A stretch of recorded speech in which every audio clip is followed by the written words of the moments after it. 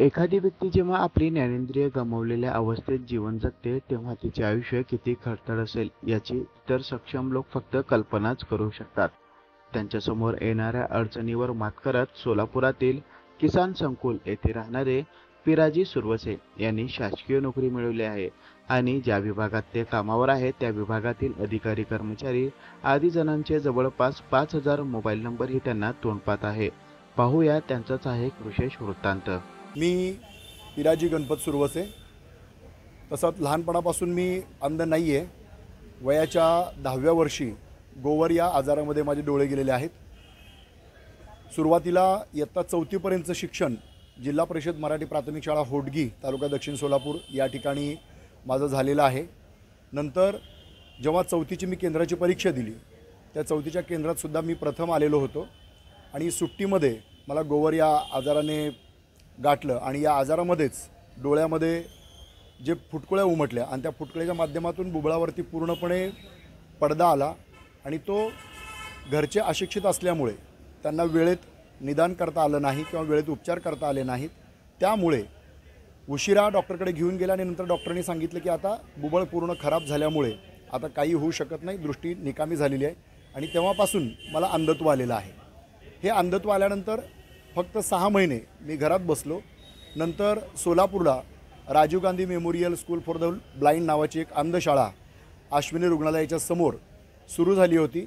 या शाळेमधले एक शिक्षक अंकुश शंकर कदम हे स्वतः अंध होते आणि त्यांना अंध विद्यार्थ्यांची गरज असल्यामुळे ते गावोगावी सर्वे करत फिरत होते.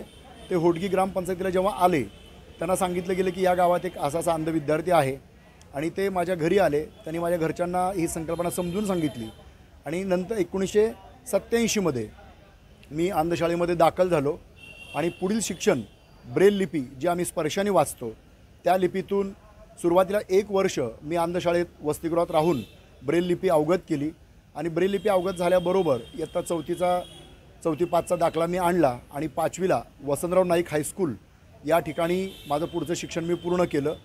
तरी 11 तालुके शिक्षण विभागात येतात आणि या शिक्षण विभागाच्या मुख्यालयात मी काम करत असताना 11 तालुक्यांमधले गट शिक्षण अधिकारी, त्या प्रत्येक ऑफिसमधला जो विस्तार अधिकारी असेल, क्लर्क असेल, एखादा शिपाई असेल, अशा पद्धतीने त्याचबरोबर मुख्यालयातील सर्व विस्तार अधिकारी असतील, क्लर्क असतील, शिपाई असतील, अधिकारी असतील, तसेच आमचं जे वरिष्ठ कार्यालय पुण्याला आहे, शिक्षण संचालक, शिक्षण उपसंचालक किंवा शिक्षण आयुक्त या कार्यालयांमधील काही महत्त्वपूर्ण अधिकाऱ्यांचे फोन नंबर, त्याचबरोबर मंत्रालयातील आमच्या खात्याशी संबंधित शिक्षण विभागासंबंधित काही अधिकारी असतील, काही क्लर्क असतील, लिपिक असतील किंवा कर्मचारी असतील, असे एकंदरीत आज मी तिला 5,000च्या आसपास मला नंबर पाठ आहेत.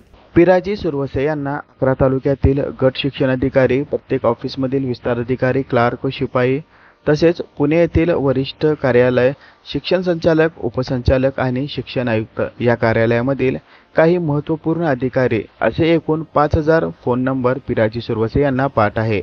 पिराजी सुरवसे अंध असून अँड्रॉइड फोनसुद्धा व्यवस्थित वापरतात आणि त्याद्वारे फोनपे आणि गुगल पेद्वारे पैसेही पाठवतात. जिद्द आणि प्रचंड मेहनत याच्या जोरावर आपल्या अंधत्वावर मात करत पिराजी सुरवसे यांनी आपले स्वप्न साकारले आहे. Irfan Patel, news 18 local, Solapur.